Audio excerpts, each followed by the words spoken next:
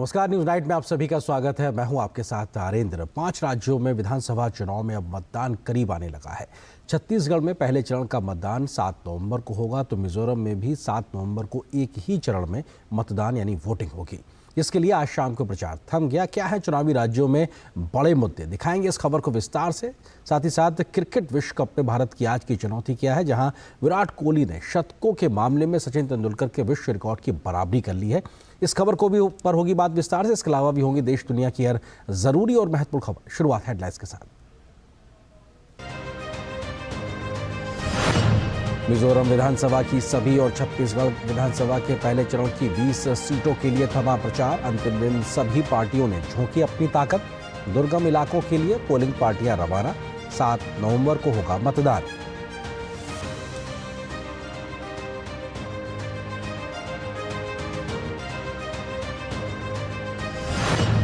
चुनावी राज्यों में प्रचार चरम पर। एमपी के खंडवा और सिवनी की चुनावी रैली में कांग्रेस पर जमकर बरसे पीएम मोदी। कहा, लोगों को बांटकर वोट की फसल काटना चाहती है कांग्रेस।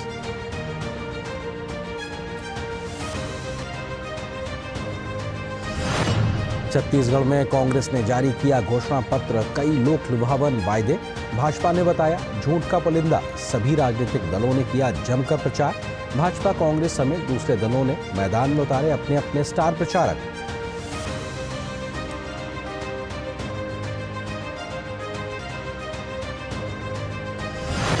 केंद्रीय गृह मंत्री अमित शाह का बिहार के मुख्यमंत्री नीतीश कुमार पर तंज।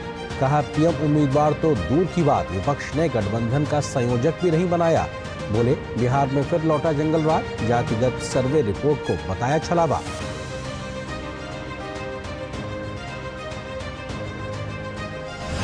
भारत के दौरे पर आए भूटान नरेश का विदेश मंत्री ने दिल्ली में किया गर्मजोशी से स्वागत। डॉक्टर अजय शंकर ने नरेश के साथ की बैठक। कहा, महामहिम के मार्गदर्शन में भूटान के सतत परिवर्तन के दृष्टिकोण का भारत करता है समर्थन।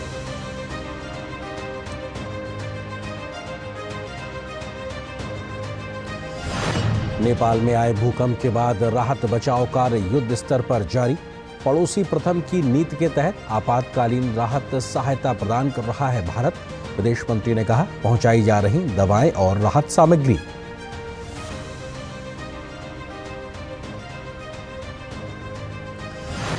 पिछले कई दिनों से दिल्ली एनसीआर में प्रदूषण की स्थिति गंभीर। केंद्रीय प्रदूषण बोर्ड ने ग्रेप 4 लागू करने की सिफारिश की। प्राइमरी स्कूल 10 नवंबर तक बंद। 6ठी से 12वीं तक के स्कूलों को ऑनलाइन कक्षाएं लेने का दिया गया विकल्प।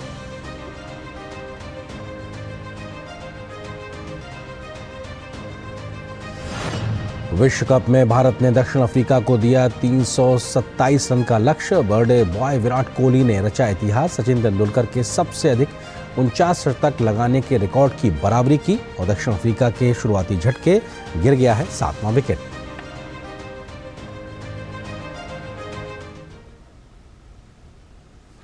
खबरों पर डालते हैं विस्तार से नजर। मिजोरम विधानसभा चुनाव के लिए प्रचार आज शाम को थम गया। सभी राजनीतिक दलों और निर्दलीय उम्मीदवारों ने मतदाताओं को अपने अपने पक्ष में करने की भरसक प्रयास किया है। राष्ट्रीय दलों के नेता अपनी पार्टी के उम्मीदवारों के लिए प्रचार अभियान में शामिल हुए। मिजोरम में सभी सीटों के लिए 7 नवंबर को एक ही चरण में वोटिंग की जाएगी।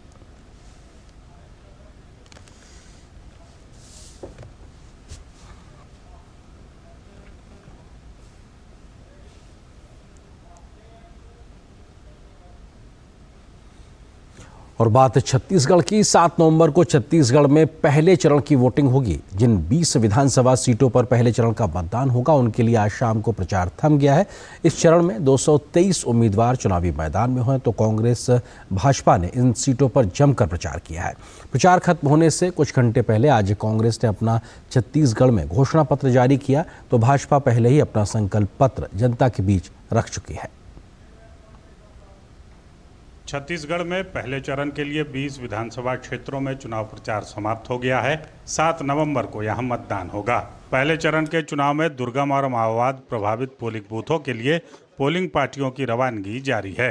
सुकमा जिले में 42 पोलिंग पार्टियों को और बीजापुर जिले में 34 पोलिंग पार्टियों को हेलीकॉप्टरों के जरिए मतदान केंद्रों तक पहुंचाया जा रहा है। पहले चरण के 20 विधानसभा क्षेत्रों में कुल 223 उम्मीदवार चुनावी मैदान में हैं, जिनमें 198 पुरुष और 25 महिलाएं हैं। पहले चरण के लिए 40,78,681 मतदाता अपने मताधिकार का प्रयोग करेंगे। इनमें 19,93,937 पुरुष मतदाता, 20,84,675 महिला मतदाता शामिल हैं। पहले चरण के चुनाव के लिए कुल 5,304 मतदान केंद्र बनाए गए हैं। इस बीच राजनीतिक दलों ने प्रचार में अपनी पूरी ताकत झोंक दी है। छत्तीसगढ़ के पेंड्रा में जनसभा को संबोधित करते हुए भाजपा के राष्ट्रीय अध्यक्ष जेपी नड्डा ने कांग्रेस पर निशाना साधते हुए उसे विकास विरोधी बताया। उन्होंने कहा कि प्रधानमंत्री मोदी के नेतृत्व में देश लगातार आगे बढ़ रहा है।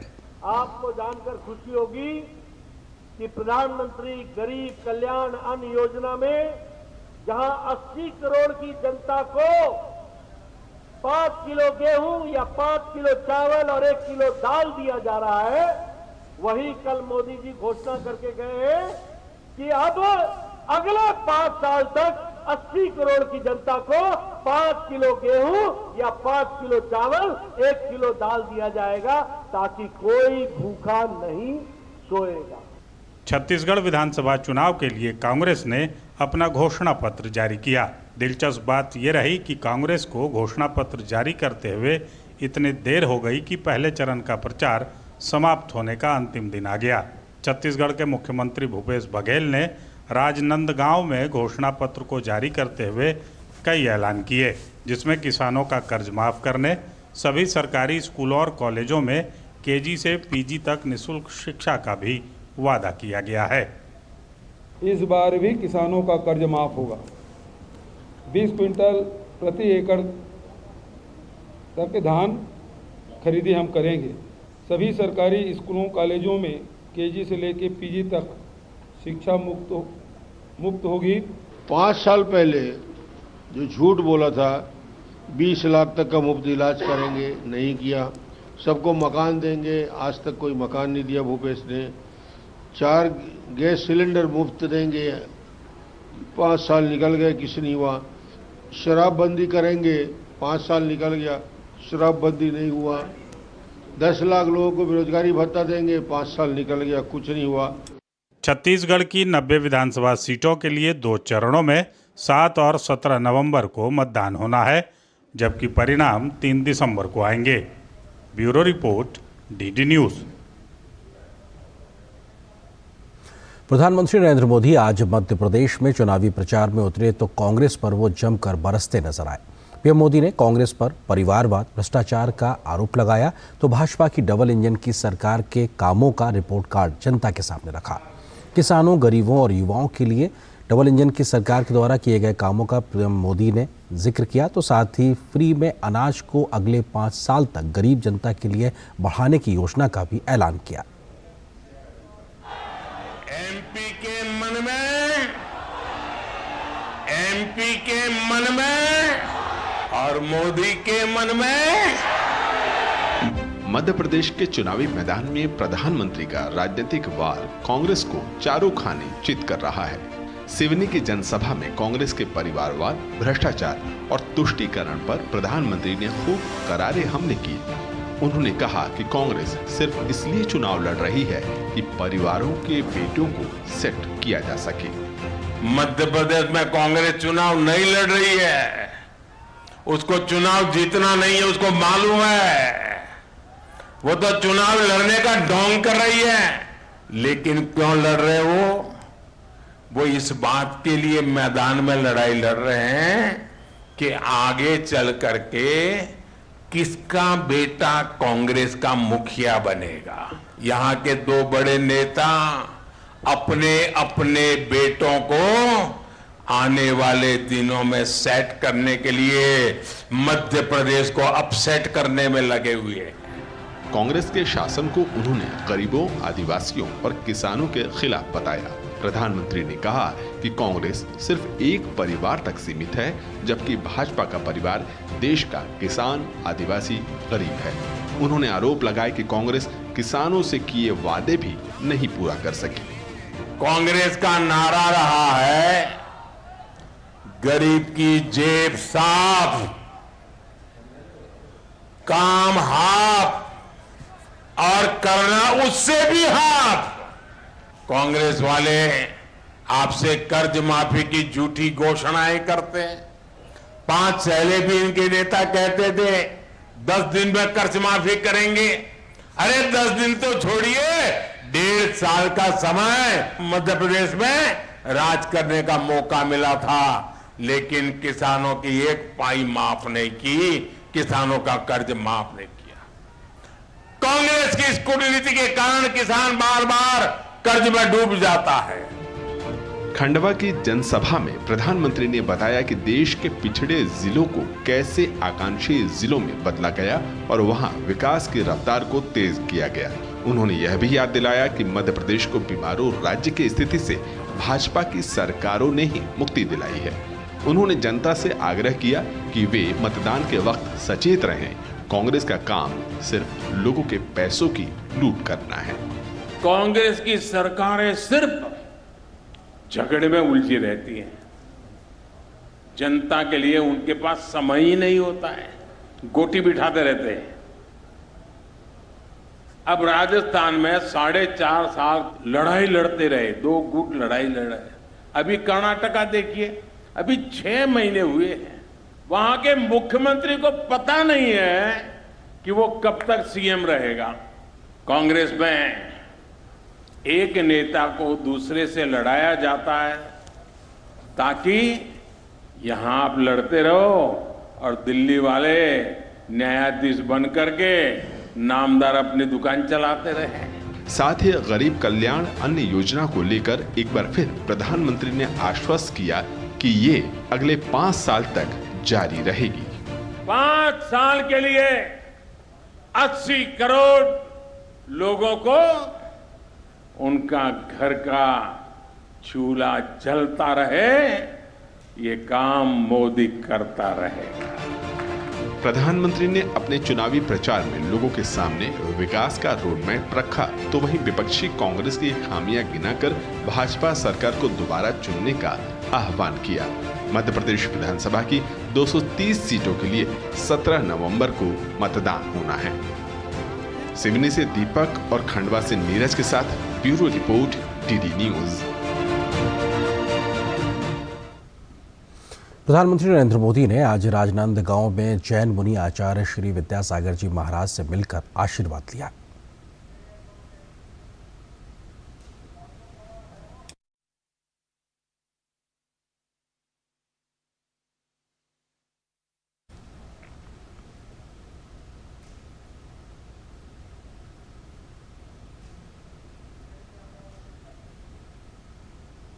प्रधानमंत्री नरेंद्र मोदी ने राजनांदगांव में मां ममलेश्वरी देवी मंदिर में भी जाकर पूजा अर्चना की।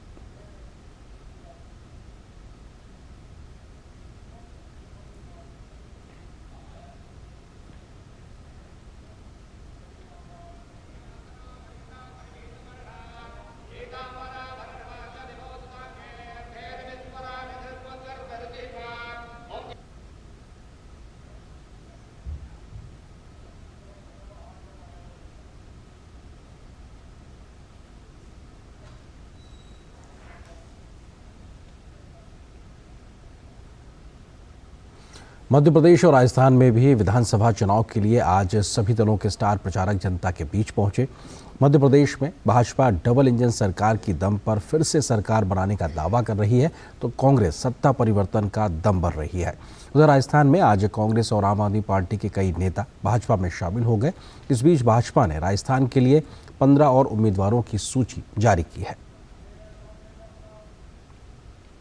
मध्य प्रदेश विधानसभा चुनाव के लिए प्रचार जोर पकड़ता जा रहा है। इसी क्रम में रक्षा मंत्री राजनाथ सिंह ने मध्य प्रदेश के सागर में नरियावली विधानसभा क्षेत्र में एक जनसभा को संबोधित किया। राजनाथ सिंह ने कहा, प्रधानमंत्री नरेंद्र मोदी के नेतृत्व में देश तेजी से आगे बढ़ रहा है। उन्होंने प्रधानमंत्री आयुष्मान भारत योजना को देश के गरीब जरूरतमंद लोगों के स्वास्थ्य के लिहाज से बेहद कल्याणकारी बताया। तो वहीं कांग्रेस नेता जयराम रमेश ने भोपाल में संवाददाता सम्मेलन में शिवराज सरकार को घेरा।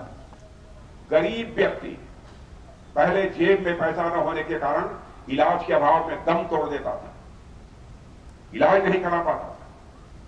हमारे प्रधानमंत्री ने आयुष्मान भारत योजना लागू कर दी और यह कहा 5 लाख रुपए तक का तुम्हारा मुफ्त इलाज होगा। और ये 5 लाख रुपए में भी यदि तुम्हारी बीमारी ठीक नहीं हुई तो 5 लाख का फिर तुम्हारा मुफ्त इलाज होगा। वन अधिकार अधिनियम बनाया गया था और वन अधिकार अधिनियम के तहत आदिवासियों को और जो वन क्षेत्र में रहते हैं उनको पट्टे देने का प्रावधान किया गया, व्यक्तिगत पट्टे और सामूहिक पट्टे। पर अफसोस की बात है कि मध्य प्रदेश में करीब 3,22,000 पट्टे निरस्त हुआ है। केंद्रीय मंत्री अनुराग सिंह ठाकुर ने भोपाल में प्रेस वार्ता कर कांग्रेस पर झूठे दावे और वादों से जनता को धोखा देने का आरोप लगाया। तो वहीं समाजवादी पार्टी के प्रमुख अखिलेश यादव ने कांग्रेस पार्टी को चालू पार्टी बताया। उन्होंने कहा कांग्रेस वोटों के लिए जाति आधारित जनगणना चाहती है। राहुल गांधी जी ने मध्य प्रदेश में आकर कहा था सभी किसानों की कर्जे माफ कर दिए जाएंगे, 2 लाख का कर्जा माफ हुआ। क्या गारंटी मध्य प्रदेश में फेल।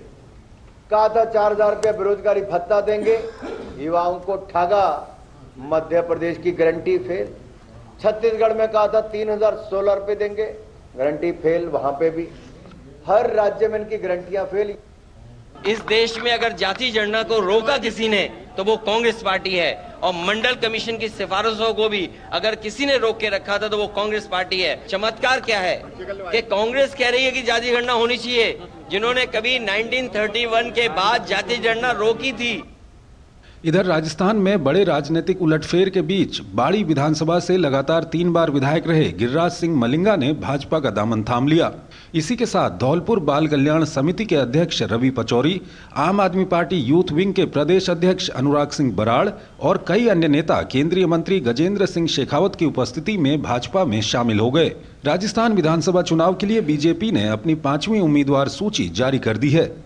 इस लिस्ट में 15 प्रत्याशियों के नाम का ऐलान किया गया है। Bureau report, DD news.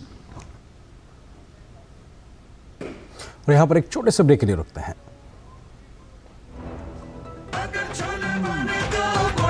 Goldy chole मसाले, जहाँ जाए रिश्ते बनाए, जहाँ जाए रिश्ते बनाए, गोल्डी मसाले। क्या चिंता आपकी परीक्षा की तैयारी में बाधा बन रही है और आप परिणामों के बारे में चिंतित हैं? टेलीमानस के 14416 पर संपर्क करें। हो बिजनेस बढ़ाना, गुड़िया को पढ़ाना या मिसेस के साथ वेकेशन, लो मुथूट फाइनेंस गोल्ड लोन। भरोसा इंडिया का, भरोसा इंडिया का। मुथूट फाइनेंस, भारत का नंबर 1 सबसे भरोसेमंद financial services brand. Gold loan के लिए अभी कॉल करें 1-800-313-1212।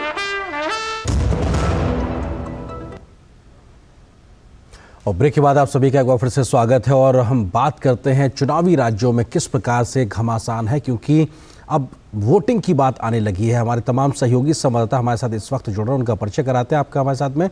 मिजोरम से हमारे सहयोगी विक्रमजीत सिंह हैं, इसके अलावा छत्तीसगढ़ से धीरज कुमार, राजस्थान से विशाल बरिस्टो और मध्य प्रदेश से नीरज सिंह, हमारे 4 सहयोगी हमारे साथ में जुड़ रहे हैं, उनका हम रुख करते हैं। इसके अलावा खास मेहमान वरिष्ठ पत्रकार अनिल कुमार बंसल जी भी हमारे साथ में मौजूद हैं। इन सभी से हम चर्चा भी करेंगे। सबसे पहले विक्रम, मैं आपका ही रुख करना चाहूँगा। सुदूर मिजोरम के लिहाज से अगर बात की जाए तो कौन से इस बार बड़े मसले और मुद्दे हैं जो राज्य की सरकार को तय करने में अहम भूमिका निभाने जा रहे हैं, जनता के लिहाज से अगर बात की जाए तो?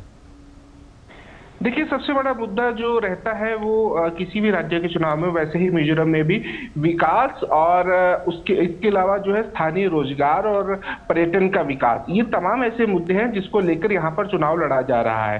केंद्र में भारतीय जनता पार्टी की सरकार है तो केंद्रीय भारतीय जनता पार्टी जो है अपनी विकास योजनाओं की चर्चा कर रही है कि किस प्रकार से उन्होंने जब से केंद्र में मोदी जी की सरकार बनी है उसके बाद से किस प्रकार से पूर्वोत्तर का विकास किया है, चाहे वो इंफ्रास्ट्रक्चर का विकास हो एयरपोर्ट्स हो, वाटरवेज हो या अन्य परियोजनाएं हो, उस प्रकार से विकास की बात की। आज मोदी जी ने भी एक मैसेज जारी किया है मिजोरम के लोगों के लिए। और इसके अलावा जो है अगर कांग्रेस की बात की जाए तो कांग्रेस ने अपने घोषणा पत्र में सिलेंडर सस्ते करने की बात की है। इसके अलावा विकास योजनाओं का उन्होंने जिक्र किया है। वहीं अगर बात की जाए ZPM और MNF पार्टी का, तो उनकी तरफ से जो है प्रदेश के विकास की बात की गई है, सबको साथ लेकर चलने की बात की गई है, योजनाओं का जिक्र किया गया है। हालांकि ZPM जो है एक नया दल है, पिछली बार जो है उसने एक अच्छा प्रदर्शन किया था, नंबर 2 पर रही थी, 8 विधानसभा सीटें आई थी, लेकिन इस बार जो है वो MNF को जो है कड़ी टक्कर दे रही है।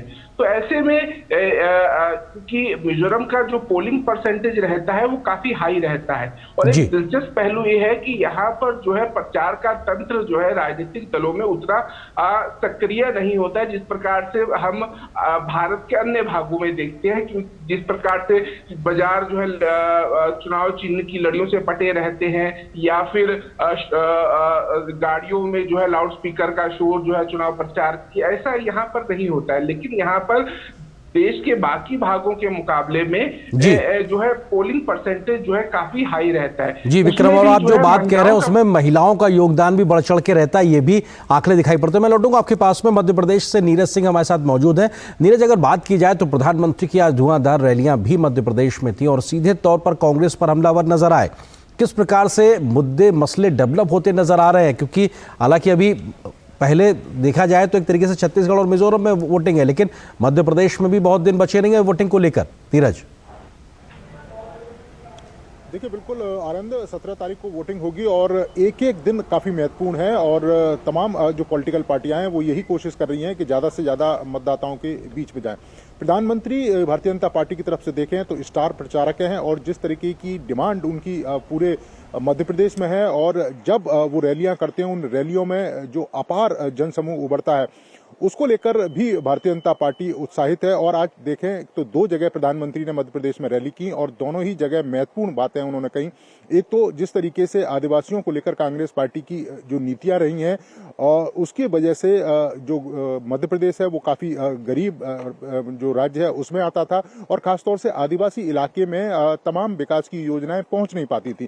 खंडवा का भी उन्होंने जिक्र किया कि किस तरीके से इस जिले को पिछड़ा जिला घोषित कर दिया गया था, लेकिन भारतीय जनता पार्टी की जब सरकार बनी और केंद्र में लगातार प्रधानमंत्री जिन विकास के कार्यों की बात करते हैं वो लगातार आकांक्षी जिलों पर निगाह रखे हुए हैं और वहां किस तरह से डेवलपमेंट हो सकता है उस पर वो लगातार ध्यान देते हैं। दूसरा, कांग्रेस में जिस तरीके से अंतर कलह निकलकर सामने आया है, चाहे हम कमलनाथ की कांग्रेस की बात करें, दिग्विजय सिंह की कांग्रेस की बात करें, कपड़ा फाड़ने को लेकर तमाम तरह के जो बयान है वो भी सामने आए, और जब ये बयान बहुत ज्यादा जमीनी स्तर पर पहुंचने लगे कांग्रेस पार्टी को भी ये महसूस हुआ कि कहीं ना कहीं इसकी वजह से पार्टी को नुकसान हो सकता है, और हाई लेवल पर तब एक दूसरे को जय और वीरू की जोड़ी तक कहा गया, लेकिन उसका जो नुकसान है वो दिखाई देता है। और जिस तरीके से दिग्विजय सिंह और कमलनाथ अपने बेटों को स्थापित करने में लगे हुए हैं राजनीति में, उसको लेकर भी प्रधानमंत्री ने प्रहार किया, और खासतौर से करप्शन को लेकर जो पिछली कांग्रेस सरकारें थी तो करप्शन का कैसा खेल खेला जाता था और बंदर बाट उठता था, और कहीं ना कहीं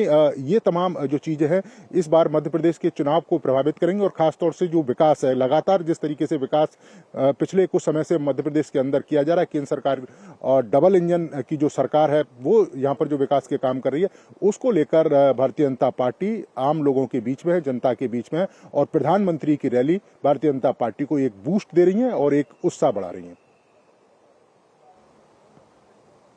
मौजूद है उनका हम लोग कहते हैं। अनिल जी, आपको लगता है कि 5 राज्यों में विधानसभा चुनाव के लिहाज से कौन से ऐसे कॉमन मसले और मुद्दे हैं जो आप अपने आप में इस बार एक बड़ा रोल अदा करते नजर आएंगे? और खासतौर से अगर हम छत्तीसगढ़ की बात करें या मिजोरम की बात करें, क्योंकि वहां पर अब 7 तारीख को वोटिंग है। अनिल जी, देखिए, छत्तीसगढ़ और जो आपने बात की मिजोरम की, मिजोरम एक तरह से जनजातीय क्षेत्र ज्यादा है और छत्तीसगढ़ में भी आदिवासी इलाके हैं। छत्तीसगढ़ काफी पिछड़ा राज्य रहा है, आप नक्सलवाद की समस्या भी वहां रही है, तो दोनों राज्यों में, चूंकि मिजोरम जब से प्रधानमंत्री नरेंद्र मोदी ने सत्ता संभाली है 2014 में, तब से उत्तर पूर्व के राज्यों के विकास पर ज्यादा ध्यान दिया गया है। उससे पहले ये किसी से छिपा नहीं है कि जो 7 सिस्टर्स हैं, जो नॉर्थ ईस्ट के राज्य हैं, वहां विकास की बयार उस तरह से नहीं बही थी जिस तरह से देश के बाकी हिस्सों में दिखाई देती थी। तो एक तो उत्तर क्षेत्र के जो नॉर्थ ईस्ट है वहां के राज्यों में एक आत्मविश्वास पैदा हुआ है और एक उनको लगा है कि दिल्ली भी हमारी खबर लेती है। तो मिजोरम में हम ये जानते हैं कि वहां चूंकि नॉर्थ ईस्ट में भाजपा बहुत मजबूत कभी नहीं रही, वहां भाजपा का काम धीरे धीरे बढ़ा है, तो वहां क्षेत्रीय दलों का प्रभाव ज्यादा है। और छत्तीसगढ़ जो है वो भाजपा ने ही अलग राज्य बनाया था और 15 वर्ष तक वहां भाजपा का राज रहा। बीच में एक बार ये कांग्रेस की सरकार आई जिसके खिलाफ प्रधानमंत्री जी ने काफी भ्रष्टाचार को मुद्दा बनाया है और वहां के पिछड़ेपन को और विकास को।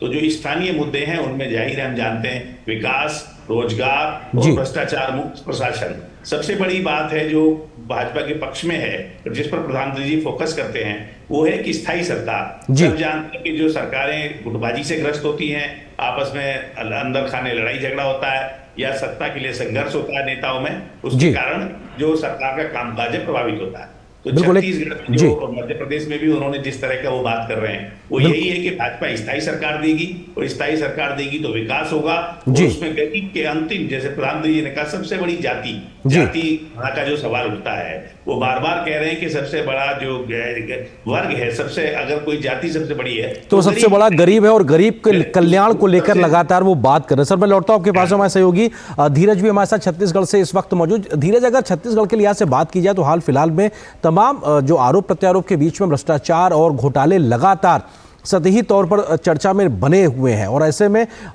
कांग्रेस के लिहाज से बात की जाए तो पहले चरण का प्रचार खत्म होने से जस्ट पहले आज वो अपना एक तरीके से घोषणा पत्र जारी कर पाते हैं, ये भी अपने आप में सवाल खड़े करता है। धीरज,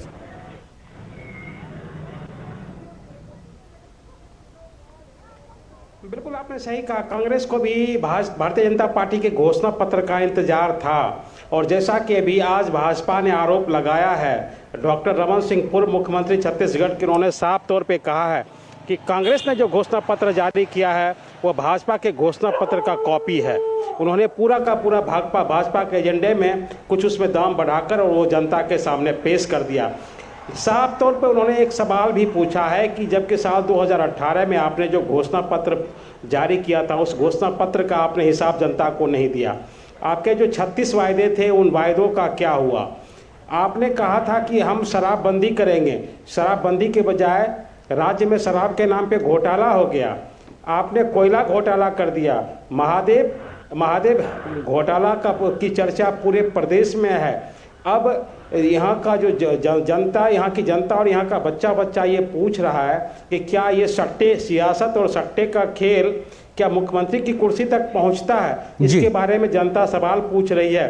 तो छत्तीसगढ़ के चुनाव में एक तरफ कर्ज माफी, धान खरीदी और उसके बाद जो सबसे बड़ा मुद्दा जो जनता के बीच में घूम रहा है वो मुद्दा है कि सरकार ने जिस तरीके से यहाँ घोटाले किए, जिस तरीके से घोटाले को अंजाम दिया, और केवल ये कोयला या शराब घोटाला तक सीमित नहीं है। ये घोटाला, आप गौठान घोटाला की बात कर लें, कहा गया था कि हम गरीबों का गोबर खरीदेंगे और गोबर से बर्मी कंपोस्ट बनाएंगे और उसमें भी 13,000 करोड़ रुपए का घोटाला हो गया, जिसके लिए जो सारी रिपोर्ट फाइल की गई है कि कैसे ये घोटाला हुआ। और जो सबसे महत्वपूर्ण बात इसमें यह है कि यहाँ राज्य की सरकार को केंद्र सरकार की तरफ से प्रधानमंत्री आवास योजना से 17 लाख मकान बनाकर देने थे। सरकार ने क्या कहा? सरकार अपने हिस्से का पैसा नहीं दी, केंद्र का 12,000 करोड़ रुपया वापस चला गया और राज्य की सरकार ने कहा कि इस योजना में प्रधानमंत्री का नाम है। जी धीरज, आप जो ये बात कह रहे हैं, नहीं चलाएंगे। जी आप जो ये बात कह रहे हैं शायद इसीलिए पीएम आवास योजना इस बार छत्तीसगढ़ में एक बड़ा मसला मुद्दा बना हुआ, बहुत महत्वपूर्ण बात कर रहे हैं हम। विशाल वरिष्ठों का रुख करते हैं, राजस्थान से हमारे साथ जुड़े हुए। राजस्थान में देखा जाए तो क्या बीजेपी कांग्रेस की सीधी टक्कर के बीच में क्या दोनों ही पार्टियां आपसी खींचतान से भी ज्यादा लड़ रही हैं? किस तरीके की इस वक्त वस्तुस्थिति जमीन पर दिखाई पड़ रही है आपको विशाल?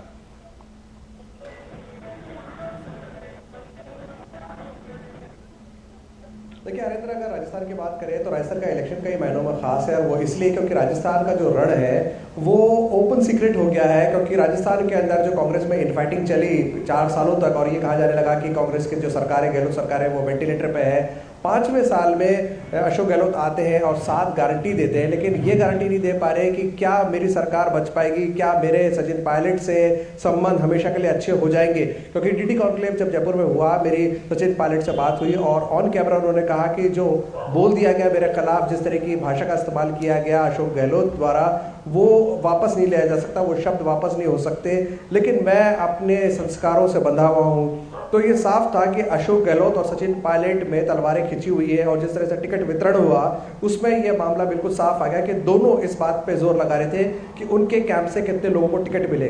अभी की हम बात करें, मैं इस वक्त जोधपुर के रास्ते में हूँ और मैं आपको बता दूं कि 197 सीटों पर बीजेपी ने अपने टिकट डिक्लेयर कर दिए, जबकि कांग्रेस ने अभी तक 179 सीटों पर अपने टिकट डिक्लेयर किए हैं। कल वसुंधरा राजे ने अपना नामांकन भरा था, उससे पहले सचिन पायलट अपना नामांकन भर चुके हैं टॉक से, और कल आने वाले कल अशोक गहलोत जोधपुर से अपना नामांकन भरेंगे सरदारपुरा सीट से। लेकिन ये जो इनफाइटिंग है कांग्रेस के अंदर वो ओपन सीक्रेट हो गया है। कांग्रेस जो है वो पुराने हारे हुए एमएलएस को वापस चांस दे रही है, जबकि अशोक गहलोत जयपुर में प्रेस कॉन्फ्रेंस करके कहते रहे हैं कि कुछ एमएलएस के खिलाफ एंटी इनकम्बेंसी है। वहीं अगर बीजेपी की बात की जाए तो बीजेपी नए चेहरों को मौका दे रही है और बीजेपी ने अपने 2 पूर्व प्रदेश अध्यक्षों का टिकट काटा है। सिविल लाइन से अरुण चतुर्वेदी का टिकट काटा है और ऐसे आदर्श नगर सीट पे भी उन्होंने टिकट काटा है अपने पुराने प्रदेश अध्यक्ष का। तो एक बात मैं आपको कहना चाहूँगा आरिंदर से पहले कि मैं खत्म करूँ कि अगर हम राजस्थान की बात करें तो सब जगह कांग्रेस का जब बात करते हैं तो अशोक गहलोत के पोस्टर नजर आते हैं, अशोक गहलोत के चेहरे पर चुनाव लड़ा जा रहा है। लेकिन बीजेपी अपने चुनाव जो है वो प्रधानमंत्री नरेंद्र मोदी के चेहरे पर लड़ रही है और दोनों पार्टी का लीडरशिप का डिफरेंस माना जाए तो यही है कि बीजेपी सेंट्रलाइज पार्टी है और सब निर्देश दिल्ली से आते हैं, जबकि कांग्रेस के अंदर जो खींचतान चलती है उसको कंट्रोल करना बड़ा मुश्किल हो जाता है। और यही वजह है कि मोहन प्रकाश जो कांग्रेस के वरिष्ठ नेता है वो जयपुर में कैंप किए हुए हैं और कोशिश करें किसी तरह से डैमेज कंट्रोल किया बिल्कुल, जा ये बहुत सके। महत्वपूर्ण आपने एक एनालिसिस अपने आप में दिया। अनिल कुमार बंसल जी, आपको लगता है राजस्थान का चुनाव इस लिहाज से भी बेहद महत्वपूर्ण, जो बात विशाल कह रहे हैं कि आखिर कमल ही उम्मीद है, कमल ही उम्मीदवार है, ये बात प्रधानमंत्री कहते हैं राजस्थान में, और उधर अशोक गहलोत का चेहरा, आपको लगता है कि ये भी अपने आप में तमाम प्रकार से दिलचस्प बनता दिखाई पड़ रहा है? अनिल जी देखिए, एक तो आर्येंद्र जी आप जानते हैं एक परंपरा राजस्थान में पिछले 20-25 साल से चली आ रही है, वहां एक बार कांग्रेस एक बार भाजपा। तो ये जो परंपरा है अभी काफी लोगों के हम इंटरव्यू चैनल्स पर देखते हैं, ज्यादातर जब मतदाता भी इस परंपरा की बात करते हैं तो हम इसको महत्व दिए बिना रह नहीं सकते। तो अनिल जी, आपको हम रोकना चाहेंगे क्योंकि जहां पे चुनावी घमासान के बीच में क्रिकेट के मैदान से एक बड़ी इस वक्त खबर भारत के लिए आ रही, हम उसका रुख करना चाहेंगे क्योंकि भारत ने क्रिकेट विश्व कप जो मैच चल रहा था उसमें लगातार 8वीं जीत दर्ज की है, दक्षिण अफ्रीका की टीम को हरा दिया है। भारत अभी तक लगातार अजेय बना हुआ है और लगातार 8 जीत दर्ज कर चुका है। और आज के मैच के लिहाज से अगर बात की जाए तो भारत ने बेहतरीन पारी खेली और 300 से ज्यादा का स्कोर खड़ा किया और उसमें भी विराट कोहली ने आज अपने 49वें शतक को लगाया और सचिन तेंदुलकर के रिकॉर्ड की बराबरी की। और इस तरीके से देखा जाए तो कई कीर्तिमान स्थापित किए गए और आज 8वें मैच में जो विश्व कप में भारत का था उसमें उसने 8वीं जीत लगातार दर्ज की है, अजेय बना हुआ है, भारत पहले पायदान पे लगातार बना हुआ है। और टीम के लिए गेंदबाजों ने आज एक बार फिर से कमाल करके दिखाया। मोहम्मद सिराज की बात की जाए, सामी की बात की जाए, ये जो तमाम गेंदबाज हैं भारत के लिए बेहतरीन फॉर्म में प्रदर्शन करते नजर आ रहे हैं और निश्चित तौर से ये अपने आप में दिखाता है कि 243 रन से हराना, हमने पिछले मैच में भी देखा 302 रन की एक बड़ी जीत हासिल की थी अपने 7वें मैच में भारत ने, और आज 247 रन से हराना ये दिखाता है, 243 रन से हराना दक्षिण अफ्रीका की टीम को ये दिखाता है कि भारत किस प्रकार से बहुत बेहतरीन फॉर्म में चल रहा है। न सिर्फ बल्लेबाजी बल्कि गेंदबाजी के माध्यम से भी बेहतरीन प्रदर्शन लगातार हो रहा है। बल्लेबाज बेहतर प्रदर्शन करते हुए रन बना रहे हैं तो गेंदबाज रन बनाने ही नहीं दे रहे बल्कि विकेट चटका रहे हैं और इतनी बड़ी बड़ी टीमों को कम स्कोर पर धराशायी कर देना यह दिखाता है कि भारतीय गेंदबाज किस प्रकार का कमाल का प्रदर्शन कर रहे हैं। और 243 रनों से दक्षिण अफ्रीका की टीम को शिकस्त देना लगातार 8वां मैच भारत का विश्व कप के इस मैदान में, और यह भारत ने करके दिखाया है और लगातार इस 8वीं जीत के साथ में भारत अजेय बढ़त बनाए हुआ है। और निश्चित तौर से भारत एक टीम के तरीके से, पूरी टीम स्प्रिट के तरीके से खेलता नजर आ रहा है, जहां पर बेहतरीन बल्लेबाजी भी है तो बेहतरीन गेंदबाजी भी साफ तौर से देखने को मिल रही है। ये भारत के लिए बड़ी जीत, दक्षिण अफ्रीका को हराया है भारत ने और ये भारत ने कमाल करके दिखाया एक बार फिर से। ईडन गार्डन कोलकाता के मैदान पर यह मैच था और भारत लगातार 8वीं जीत के साथ में अपने आप में मैदान के साथ में। और निश्चित तौर से इस बड़ी खबर के बाद हम वापस अपने मेहमान के पास रुख करते हैं। सर, मैंने अनिल जी आपको रोका था, अब चुनाव की बजाय जरा एक बार क्रिकेट की टीम पे एक छोटा सा कमेंट करके, क्योंकि वक्त भी खत्म हो रहा है, क्योंकि ये भी अपने आप में एक अजय बढ़त दिखाता है कि भारत के बढ़ते हौसले। जी, हम सूची में सबसे ऊपर तो हैं ही, और एक भी मैच हम अब तक नहीं हारे हैं। ये अपने आप में एक बहुत बड़ी बात है, बड़ी उपलब्धि है, बड़ा कीर्तिमान है। और जो सबसे अच्छी बात है, जिनको हम धुरंधर और दिग्गज टीम कहते हैं, वो जब ढहती हैं तो कोई खिलाड़ी रुकते नहीं हैं। और भारत में ऐसी स्थिति आई कि 2 प्लेयर 3 प्लेयर आउट हुए तो भी हमारे मध्य क्रम के बल्लेबाज और चौथे और 5वें नंबर पर आने वाले बल्लेबाजों ने पूरे मैच को न केवल संभाला बल्कि अपनी जीत के सिलसिले को लगातार बनाए रखा। और आज सारी विश्व की टीमें सब मान रहे हैं कि भारत की जो क्रिकेट टीम है वो बेजोड़ है और उसका मुकाबला करना आसान नहीं है। बिल्कुल, लेकिन सर किस पॉलिटिकल पार्टी की जो टीम है वो इस बार इन 5 राज्यों में बेहतर प्रदर्शन करेगी, उसको देखने की उम्मीद हम सबको रहेगी। फिलहाल वक्त इतनी है, अनुमति दे रहा। आप सभी का बहुत बहुत शुक्रिया। विक्रमजीत आपका, धीरज कुमार आपका, विशाल आपका, नीरज आपका और अनिल जी आपका भी बहुत बहुत शुक्रिया हमारे साथ जुड़ने के लिए। फिलहाल इस खबर पर हमारे साथ बने रहने के लिए बहुत बहुत शुक्रिया। और यहाँ पर एक छोटे से ब्रेक के लिए रुकते हैं, बहुत जल्द हाजिर होते हैं कुछ और महत्वपूर्ण खबरों से आपको रूबरू कराएंगे। गोल्डी छोले मसाले, जहाँ जाए रिश्ते बनाए, जहाँ जाए रिश्ते बनाए, गोल्डी मसाले। हो बिजनेस बढ़ाना, गुड़िया को पढ़ाना या मिसेस के साथ वेकेशन, लो मुथूट फाइनेंस गोल्ड लोन, भरोसा इंडिया का। मुथूट फाइनेंस, भारत का नंबर 1 सबसे भरोसेमंद financial services brand. Gold loan के लिए अभी कॉल करें 1-800-313-1212।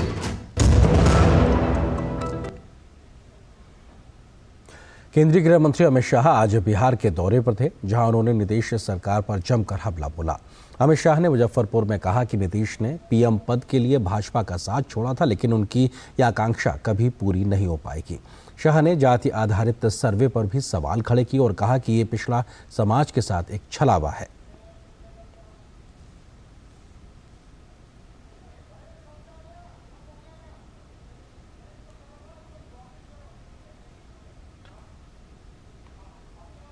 शाह रविवार को बिहार के दौरे पर पहुंचे। मुजफ्फरपुर में एक जनसभा को संबोधित करते हुए लालू प्रसाद और नीतीश कुमार पर करारा प्रहार किया। अमित शाह ने नीतीश कुमार पर तंज कसते हुए कहा कि उन्होंने प्रधानमंत्री बनने के लिए भाजपा का साथ छोड़ा, लेकिन पीएम पद के उम्मीदवार तो दूर की बात, विपक्षी नेताओं ने गठबंधन का संयोजक भी नहीं बनाया। अमित शाह ने लालू प्रसाद और नीतीश कुमार की जुगलबंदी पर कटाक्ष करते हुए कहा कि तेल और पानी एक नहीं हो सकते हैं। उन्होंने कहा कि बिहार में एक बार फिर जंगल राज लौट आया है।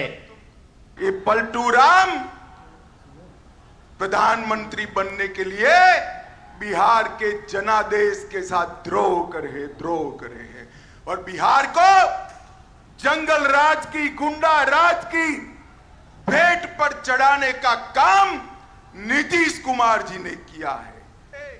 वहीं जाति आधारित गणना की रिपोर्ट को गृह मंत्री ने छलावा बताया। उन्होंने नीतीश सरकार पर अति पिछड़े वर्ग के साथ विश्वासघात करने का आरोप लगाया। अमित शाह ने कहा कि जाति जनगणना की रिपोर्ट में यादव और मुस्लिम की आबादी बढ़ाकर दिखाई गई है और अति पिछड़े समाज की संख्या को काफी कम दिखाया गया है। अति पिछड़ा को अन्याय करने का काम ये लालू नीतीश की जोड़ी ने किया है।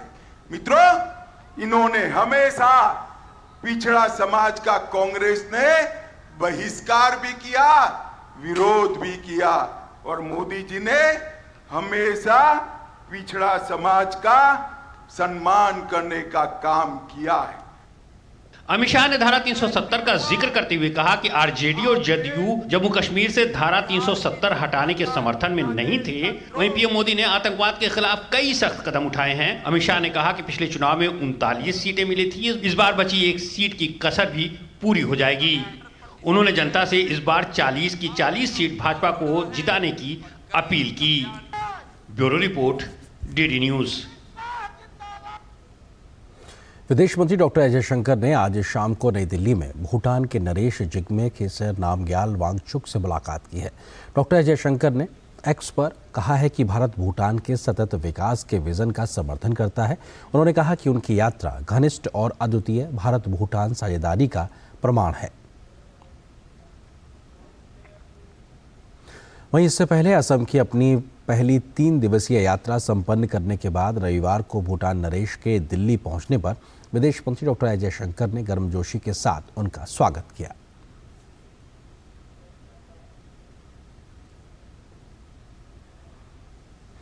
विदेश मंत्री डॉक्टर एस जयशंकर ने आज ईरान के विदेश मंत्री से बात की है। उन्होंने सोशल मीडिया साइट एक्स पर लिखे संदेश में कहा है कि ईरान के विदेश मंत्री हुसैन अमीर अब्दुल्लाहियन से आज बात की, पश्चिम एशिया की गंभीर स्थिति और अंतर्राष्ट्रीय समुदाय की चिंताओं पर चर्चा की, तनाव बढ़ने से रोकने और मानवीय सहायता प्रदान करने के महत्व से अवगत कराया, संपर्क में बने रहने पर सहमति व्यक्त की।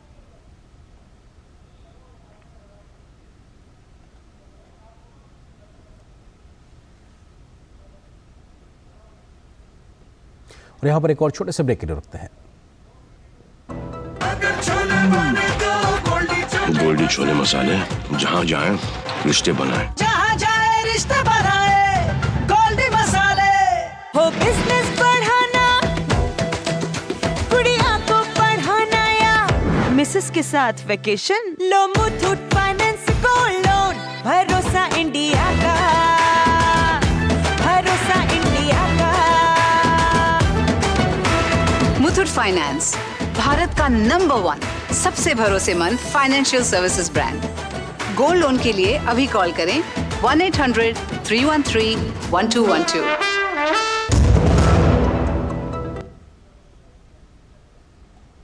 और बात नेपाल की। भूकंप के बाद नेपाल को हर संभव सहायता प्रदान करने के लिए प्रधानमंत्री नरेंद्र मोदी की प्रतिबद्धता के बाद 10 करोड़ की आपातकालीन राहत सामग्री की पहली खेप नेपालगंज नेपाल पहुंची है।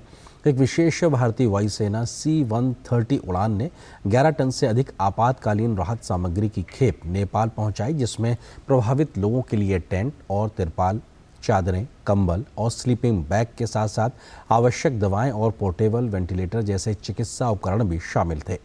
भारत सरकार की ओर से नेपाल में भारत के राजदूत नवीन श्रीवास्तव द्वारा नेपाल के उप प्रधानमंत्री और रक्षा मंत्री पूर्ण बहादुर खड़का को कर्नाली के मुख्यमंत्री राजकुमार शर्मा की उपस्थिति में राहत सामग्री सौंपी गई। वहीं नेपाल के भूकंप प्रभावित क्षेत्रों में भारत की ओर से पहुंचाई गई मदद को लेकर विदेश मंत्री डॉक्टर एस जयशंकर ने सोशल मीडिया प्लेटफॉर्म एक्स पर संबंधित फोटो साझा करते हुए लिखा कि प्रधानमंत्री की पड़ोसी पहले की नीति के तहत भारत सक्रिय है।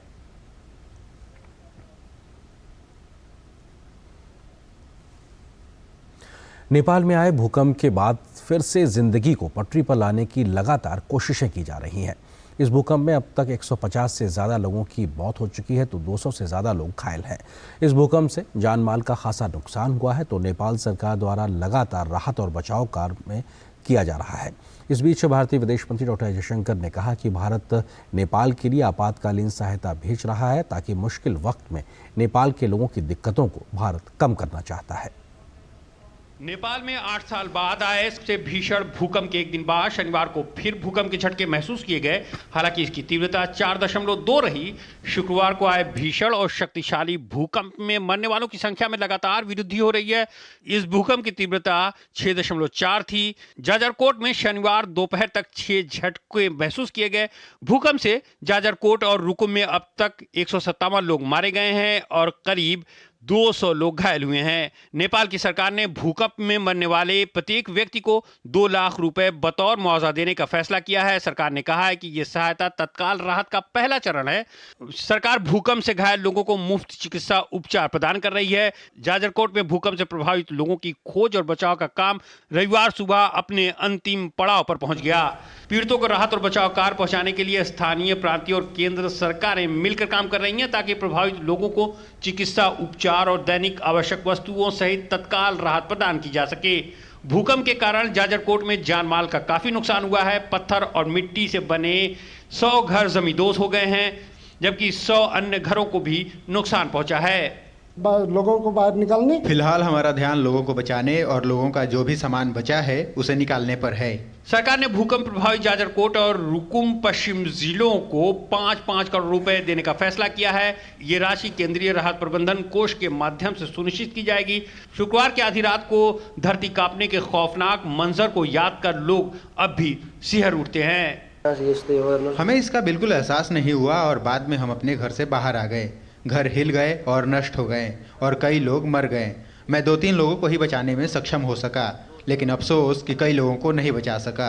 शुक्रवार को आया भूकंप नेपाल में 2015 के भूकंप के बाद सबसे विनाशकारी भूकंप बताया जा रहा है। बता दें कि 2015 में भूकंप में करीब 9,000 लोगों की मौत हुई थी। इस भूकंप में 22,000 से ज्यादा लोग घायल हुए थे। काठमांडू से श्वेता सिंह के साथ ब्यूरो रिपोर्ट, डीडी न्यूज। और बात तो वायु प्रदूषण की। दिल्ली एनसीआर में वायु गुणवत्ता का स्तर बीते कई दिनों से लगातार बेहद खराब बना हुआ है, जिसके बाद अब ग्रेप 4 की बंदिशें लागू होने जा रही हैं, जिसमें और ज़्यादा कड़े प्रतिबंध लागू होंगे। दिल्ली एनसीआर इन दिनों गैस चैम्बर बना हुआ है, जो लोगों के स्वास्थ्य के लिहाज से इमरजेंसी के हालात को दिखाता है। जानकारों की माने तो अगले कुछ और दिन भी इसी प्रकार के हालात बने रहेंगे, जिसके चलते लोगों की दम घुटती रहेगी। दिल्ली और एनसीआर में प्रदूषण के खतरनाक स्तर से फिलहाल राहत मिलती नहीं दिखाई दे रही है। पिछले कई दिनों से राष्ट्रीय राजधानी में AQI यानी एयर क्वालिटी इंडेक्स 400 से 500 के बीच बना हुआ है, जिसका खमियाजा दिल्ली की जनता को भुगतना पड़ रहा है। वायु प्रदूषण की स्थिति को देखते हुए दिल्ली सरकार ने 10 नवंबर तक प्राइमरी स्कूलों को बंद करने का फैसला किया है। इस दौरान ग्रेड 6 से 12 के लिए स्कूलों को ऑनलाइन कक्षाओं में शिफ्ट होने का विकल्प दिया गया है। ड्रोन की मदद से ली गई तस्वीरों में बताया गया है कि धुंध की मोटी परत दक्षिणी दिल्ली इलाके में बनी हुई है। केंद्रीय प्रदूषण नियंत्रण बोर्ड के मुताबिक ये स्थिति आगामी कुछ दिनों तक बने रहने की संभावना है। हालांकि सरकार का दावा है कि समस्या से निपटने के लिए जगह जगह पानी के छिड़काव के साथ दूसरे बड़े कदम उठाए जा रहे हैं। जो जगह जगह कूड़े जल रहे हैं, जगह जगह जो बायोमास बर्निंग हो रही है, उसको कैसे कंट्रोल किया जाए। तो अभी हमारी स्ट्रेटजी ये है कि सख्ती के साथ जो है पोल्यूशन को कंट्रोल करने वाले नियमों को जमीनी स्तर पे लागू किया जाए। दिल्ली की फूलती सांसों के बीच विपक्ष केजरीवाल सरकार से प्रदूषण की समस्या से निपटने का हिसाब मांग रहा है। केंद्रीय मंत्री अनुराग सिंह ठाकुर ने कहा है कि समस्या पर काबू पाने के लिए स्मॉग टावर लगाए गए हैं, लेकिन पिछले 6 महीने से वे बंद पड़े हैं। उन्होंने जो 3 स्मॉग टावर लगाए वो पिछले 6 महीने से बंद पड़े। उनमें कितने का घपला हुआ ये देश की जनता को जानना है। वो बड़े आरोप लगाते थे जब कांग्रेस की सरकार पंजाब में थी कि पराली जलाते तब जाके यहां पे पोल्यूशन होता है। अब पंजाब में भी आम आदमी पार्टी की सरकार है और दिल्ली में भी आम आदमी की सरकार है, आम आदमी पार्टी की, और दोनों ने, अब कौन इसकी गारंटी लेता है पूछिए जरा। प्रदूषण के कहर को लेकर कांग्रेस भी केजरीवाल सरकार पर हमलावर है। ये दिल्ली गवर्नमेंट कंस्ट्रक्ट कर रही है, लोग कंस्ट्रक्शन कर रहे हैं, पूरे साल कर रहे हैं, परंतु जो मेजर्स लेने चाहिए वो लोग ये नहीं ले रहे। दिल्ली के ताज़ा हालात के मुताबिक graded response action plan stage 3 लागू है। इसके तहत कई तरह की पाबंदियां लगाई जाती हैं। हर दिन सड़कों की सफाई के साथ पानी का छिड़काव होता है। BS3 पेट्रोल और BS4 डीजल वाहन के परिचालन पर भी रोक लगा दी गई है। सिर्फ दिल्ली ही नहीं बल्कि देश के कई अन्य शहरों में भी प्रदूषण की समस्या लोगों को परेशान कर रही है।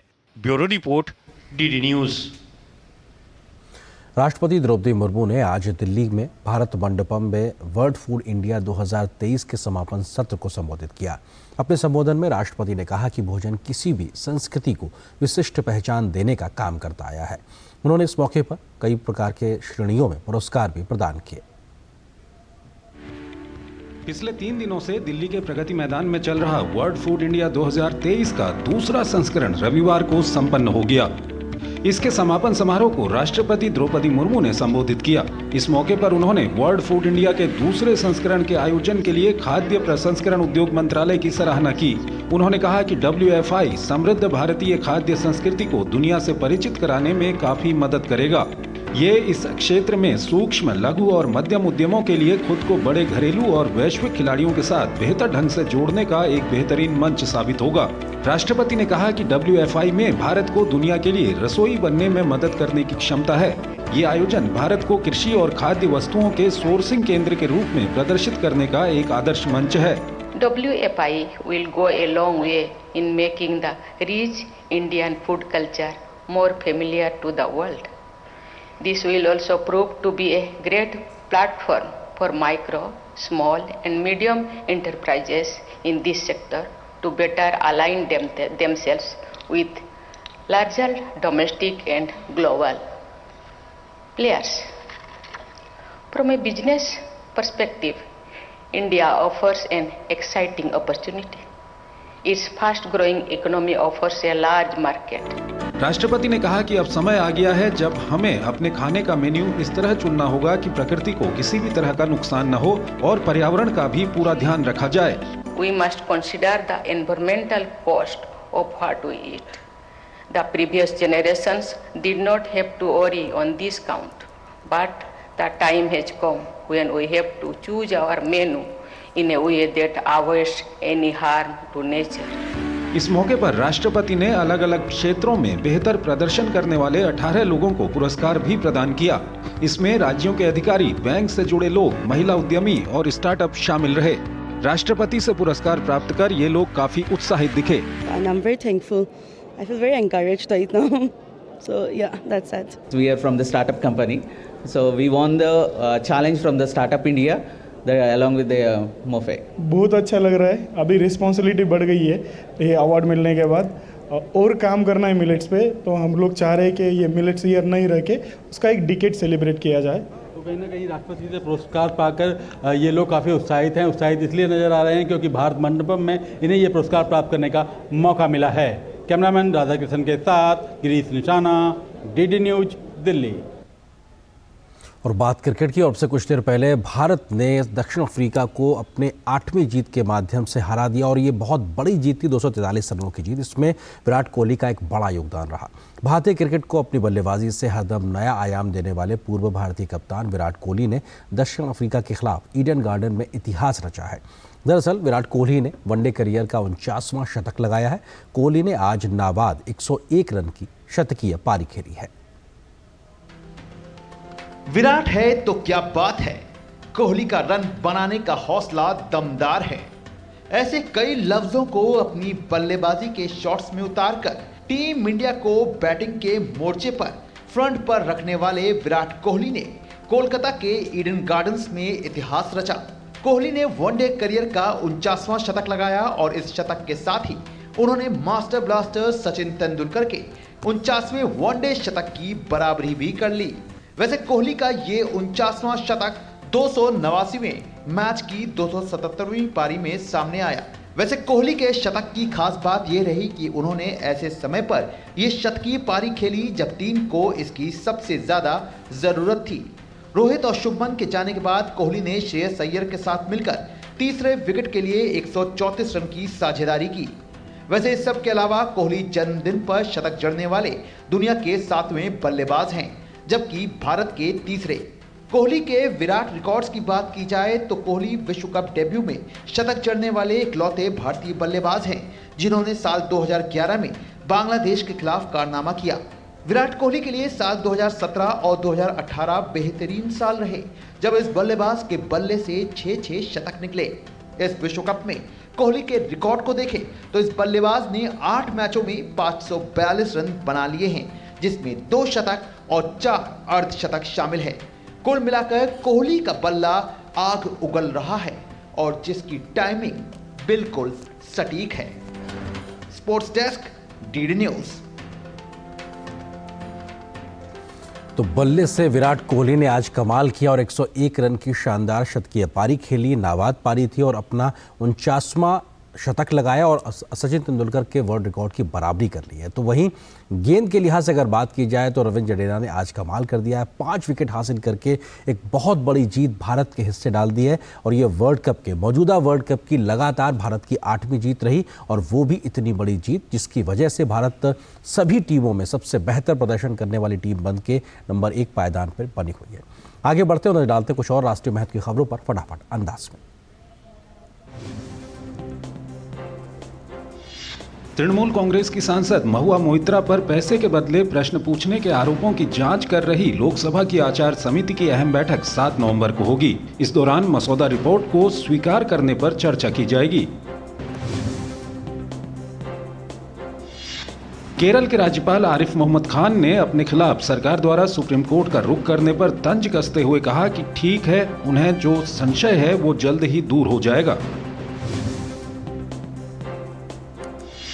समाजवादी पार्टी को 2024 से पहले बड़ा झटका लगा है। पार्टी के वरिष्ठ नेता और लखीमपुर खीरी से 4 बार के सांसद रवि वर्मा ने पार्टी से इस्तीफा दे दिया है। साथ ही उन्होंने घोषणा की है कि वो कल यानी 6 नवंबर को कांग्रेस ज्वाइन करेंगे।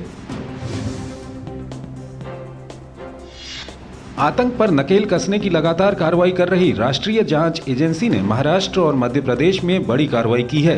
एजेंसी ने Islamic state of Iraq and Syria से संबंधित साजिश में शामिल 7 व्यक्तियों के खिलाफ आरोप पत्र दायर किया। पहली Australia India education and skill council की बैठक कल आईआईटी गांधीनगर में होगी। AIESC 2011 में स्थापित एक द्विराष्ट्रीय निकाय है। इसका उद्देश्य दोनों देशों के बीच शिक्षा, प्रशिक्षण और अनुसंधान साझेदारी की रणनीतिक दिशा को तय करना है। आयुर्वेद फॉर वन हेल्थ संदेश के साथ देश भर के 11 शहरों में राष्ट्रव्यापी बाइकर्स रैलियां आयोजित की जा रही हैं। इन रैलियों का मुख्य उद्देश्य देश भर के युवाओं को आयुर्वेद दिवस के वैश्विक संदेश आयुर्वेद फॉर वन हेल्थ से जोड़ना है।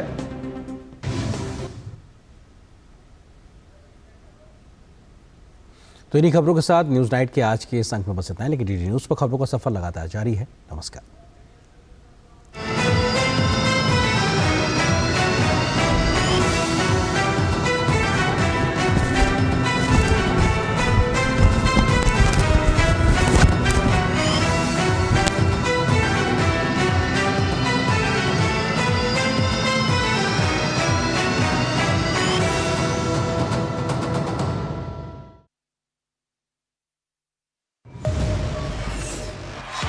भारत में क्रिकेट का महाकुंभ 19 नवंबर को मिलेगा क्रिकेट का नया विश्व चैंपियन।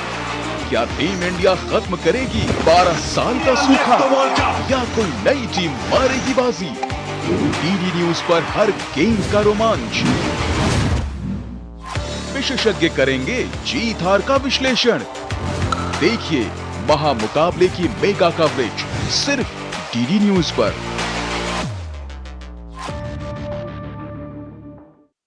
देख रहे हैं, मैं हूं अशोक किरवा। कोई फैक्ट चेक करना चाहता है कि मुसलमानों की आज सवाल है। आसान नहीं होता सच के लिए लड़ना। जिसकी आवाज कोई नहीं बनेगा, उसकी आवाज हम बने। जो डर जाते हैं वो झूठ से कहां टकराते हैं। जो गरीब के स्कूल में, गरीब के स्वास्थ्य के लिए खर्च